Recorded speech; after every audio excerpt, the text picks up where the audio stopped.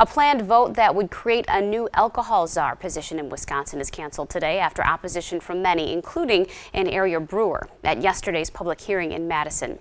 News 8's Madeline O'Neill can tell us why, and comes next.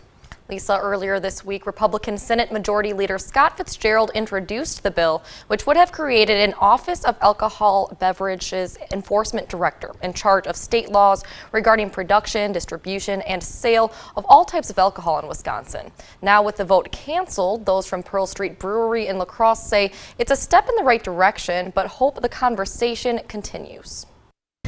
I love selling beer. When it comes to her job at Pearl Street Brewery, Tammy Pleward has no complaints. I mean, beer is pretty easy to sell, but I have just a fun time with it. But she did have some worries this week We were immediately concerned. when she heard of proposed State Bill 801. We dropped everything and we went to Madison. The bill would create a so-called alcohol czar appointed by the governor to enforce alcohol-related laws and regulations, something currently handled by the Wisconsin Department of Revenue. The past few years have seen a decline in enforcement activity from the department, as well as a scattered organizational structure that has made it difficult for people to know who to contact with questions about law and enforcement complaints. At a public hearing in Madison, Pleward and other state brewers spoke out against the proposal. An overwhelming majority came in opposition. She worries about the possibility of over-regulation in the industry, but most importantly, she wants to have a say. We strongly, want to tell them that we need to have a voice in this matter. This is going to affect our families and our small businesses. Now, even with the vote canceled, That's the first step.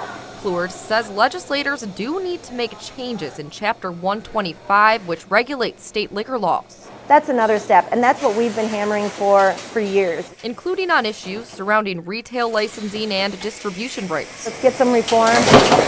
Whether they're crafting beer or drafting legislation, she wants to make sure all parties are invited to the discussion. Please, please save us a seat at the table. We need to be heard.